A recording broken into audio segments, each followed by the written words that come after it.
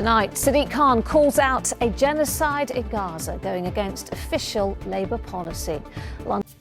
Good evening. Sadiq Khan has broken ranks with the government and the Labour Party on Gaza by describing what is happening there as a genocide. He made the comment at a People's Question Time event last night, echoing the conclusion of a UN commission earlier this week. Israel denies there is a genocide in Gaza. London's mayor is now accused of deepening division in the capital, as well as adding to political tensions during US President Trump's state visit. With the latest, here's our political correspondent, Simon Harris.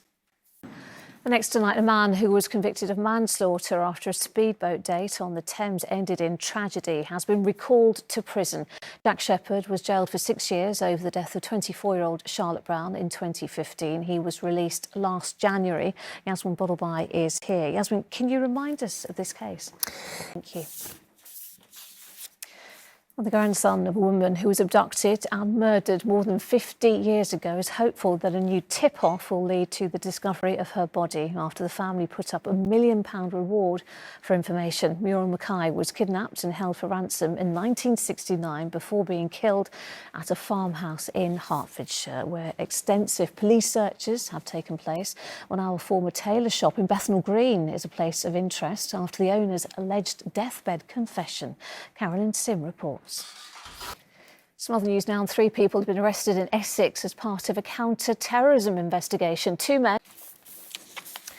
Now, for many women, gender inequality in healthcare is a familiar reality, with studies showing a gap in funding, research and accessibility for their reproductive healthcare. One issue that's been described as a hidden crisis is how cancer patients are impacted by early menopause following treatment. In a survey of more than 1,000 women carried out by the non-profit group Menopause and Cancer.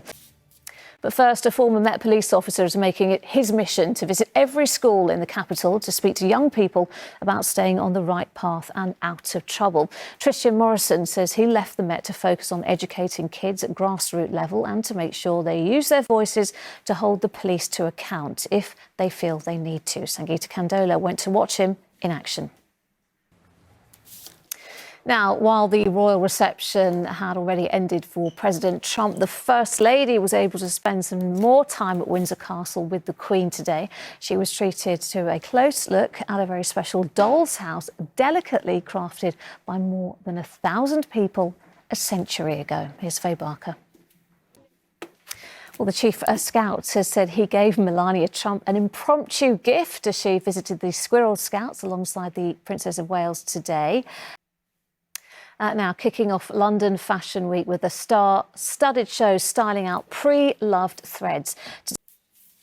Now, after a pretty grey and miserable day yesterday, we might be getting a last blast of summer tomorrow. Here's Nick with the forecast.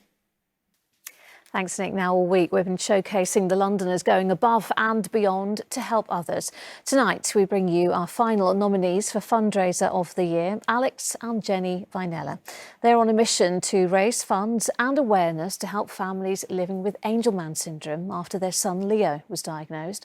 It is a rare neurogenetic condition which affects the nervous system. Their charity, Spread Your Wings, has raised nearly £500,000, which is used to provide families with grants for specialist equipment, bring Angelman communities together and support those with a new diagnosis. And that is all from us for now. The evening news is next with Charlene, but for now, from all of us on the London team, bye-bye. Have a great evening.